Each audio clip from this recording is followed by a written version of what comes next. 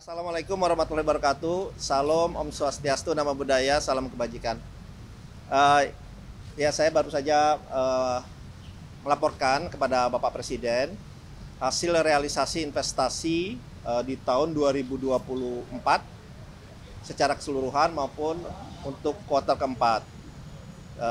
Saya laporkan kepada Bapak Presiden bahwa investasi kita alhamdulillah tercapai target 103,9% dengan total 1.714,2 triliun. Itu target awal adalah 1.650 triliun, itu saya sampaikan, dan menghasilkan penyerapan tenaga kerja 2.456.130 orang atau kurang lebih peningkatan 34,7% dibanding tahun sebelumnya. Adapun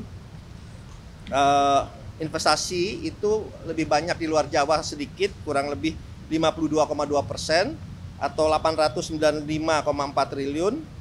Itu juga peningkatan 22,5% dibanding tahun sebelumnya, dan di Jawa itu 47,8% atau 818,8 triliun. Sedangkan kalau kita lihat penanaman modal asing atau dalam negeri, penanaman modal asing itu lebih tinggi sedikit, 52,5% atau 900,2 triliun, dan PMDN 47,5% atau 814 triliun.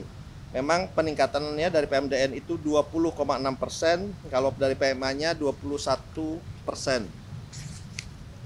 Saya juga melaporkan sedikit hasil triwulan keempat. Di tahun 2024 itu pencapaiannya 452,8 triliun, dan itu penyerapan tenaga kerja di kuartal keempat adalah 580.916 orang, dan juga ada pembagiannya Jawa, luar Jawa, PMA dan PMDN-nya. Saya pun melaporkan investasi itu memang 5 besarnya itu ada di Jawa Barat, kemudian Jakarta, ketiga Jawa Timur, keempat Sulawesi Tengah, dan kelima adalah Banten. Jadi Jawa Barat itu 14,7%, Jakarta 14,1%, kemudian Jawa Timur 8,6%, Sulawesi Tengah 8,2%, dan Banten 6,2%. Itu 5 besar ya, tetapi sebetulnya secara detailnya saya juga sudah laporkan ke Bapak Presiden.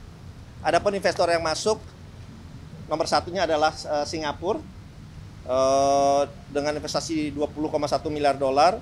Kemudian Hong Kong 8,2 miliar dolar, kemudian China 8,1 miliar dolar, Malaysia 4,2 miliar dolar, dan Amerika Serikat 3,7 miliar dolar. Dan kontribusi dari hilirisasi di tahun 2024 itu adalah 23,8% dari total realisasi investasi tahun 2024 atau 407,8 triliun, dan itu tidak hanya di bidang mineral tapi juga ada di bidang kehutanan 64 triliun di kehutanan, pulp and paper, kemudian pertanian di oleochemical 67,1 triliun, minyak and gas, petrochemical di 23,1 triliun, dan juga di baterai kendaraan listrik itu 8,4 triliun. Saya juga memberikan gambaran bahwa investasi selama 10 tahun terakhir dari tahun 2014 sampai 2024 itu totalnya 9.111 triliun. Nah, kedepannya 2025 sampai 2029 adalah 13.032,8 triliun.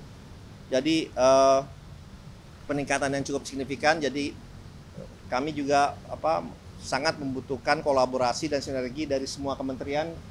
Ada 18 kementerian yang terutama adalah partner dari kami, terutama dalam bidang perizinan dan juga permit. Ini saya kasih tahu ke Bapak Presiden juga, target 5 tahun ke depan, di tahun 2025, ini angkanya dari Bappenas ya, 1.905 triliun, dengan harapan pertumbuhan kita adalah 5,3%. Kemudian 2026 diharapkan investasi 2.175 triliun, diharapkan ini memberikan kontribusi sehingga pertumbuhan perekonomian kita 6,3%. 2027 diharapkan investasi yang masuk 2.567 triliun atau 7,5%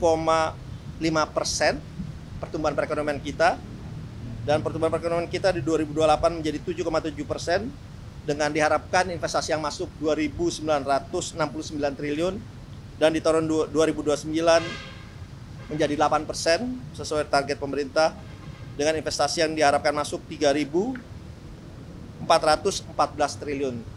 Nah, itu kita bicarakan, dan kita bicarakan juga untuk kemungkinan bagaimana kita bisa mengakselerasi pertumbuhan 8% ini tidak di 2009 atau kalau bisa di lebih cepatnya lagi.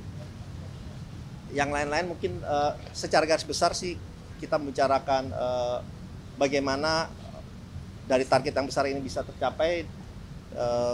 Saya sudah sampaikan ke Bapak Presiden, dan Bapak Presiden mendukung penuh karena investasi mempunyai kontribusi yang sangat signifikan terhadap pertumbuhan perekonomian Indonesia. Saya juga tadi melaporkan sekaligus perkembangan di Davos. Saya laporkan juga ke Bapak Presiden hasil kunjungan saya di Davos, yang dimana secara keseluruhan itu responnya positif, dan mereka juga menanyakan bagaimana kita bisa mencapai 8%. Saya juga kebetulan di Davos bicara 2 kali di dalam forum Davos. Kita beberkan bagaimana kita mencapai 8%, dan harapannya ini terus bisa meningkatkan investment climate di Indonesia dan ease of doing business. Jadi kurang lebih itu yang saya laporkan ke Bapak Presiden. Terima kasih.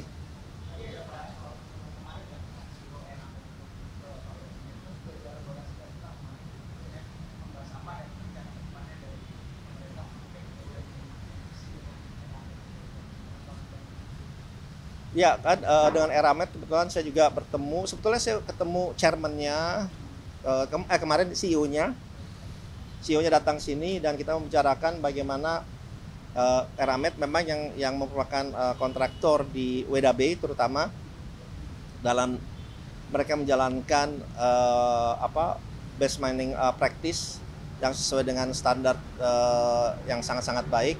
Mereka ingin mengembangkan tidak hanya sebagai kontraktor, tapi juga bisa sebagai ikut mengembangkan untuk bisa mempunyai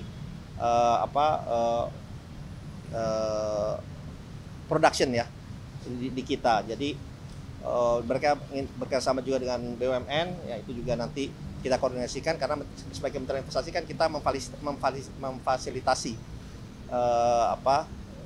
dari keinginan Eramet untuk terus mengembangkan footprint-nya yang ada di Indonesia. Ya. Oke, makasih ya. Thank you.